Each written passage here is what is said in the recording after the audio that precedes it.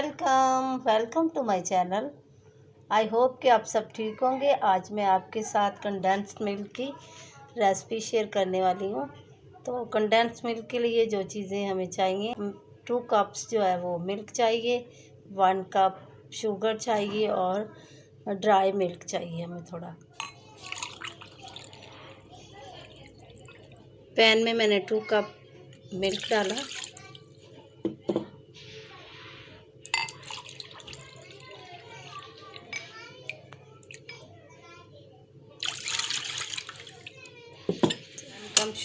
One cup sugar भी मैं इसमें ऐड कर रही हूँ।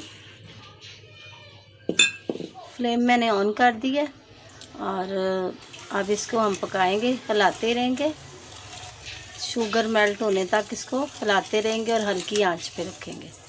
10 मिनट जो है हल्की आंच पे पकाएं। 10 मिनट मैंने इसको पकाया है हल्की आंच पे और अब मैं 1 चम्मच जो है वो घी डालूँगी और इसको हिलाते रहेंगे।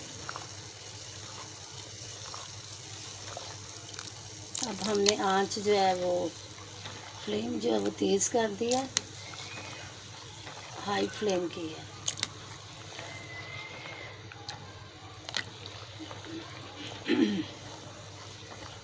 इसको मुसलसल जो है हिलाते रहेंगे ताकि अच्छा सा पक जाए। और अब इसमें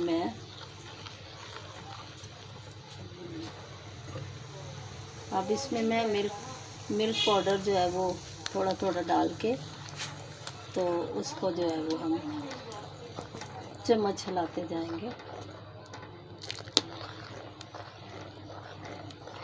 मिल्क पाउडर जो ड्राई मिल्क पाउडर है वो मैं इसमें डाल के इसको हिलाते जाएंगे और ये थिक होने वाला है।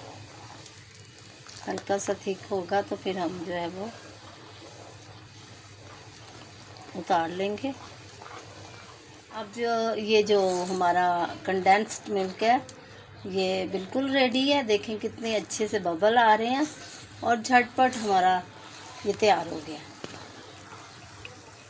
ये हमारा इस शक्ल में होना चाहिए, थिक हो गया। और ये जब ठंडा हो जाएगा तो ये मज़ीद जो है वो गाढ़ा हो जाएगा। इसलिए मैं ऑफ़ कर रही हूँ।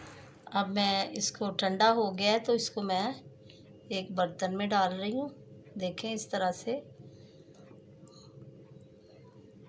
कंडेंस्ड मिल्क ये होता है कि इसमें जो हम यूज़ करते हैं वो मिठाइयों में यूज़ कर सकते हैं, आइसक्रीम में यूज़ कर सकते हैं और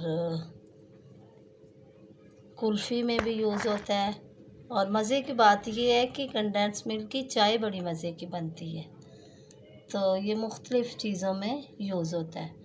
तो आज की ये आसान सी रेसिपी है जो हम घर में आसानी से बना सकते हैं।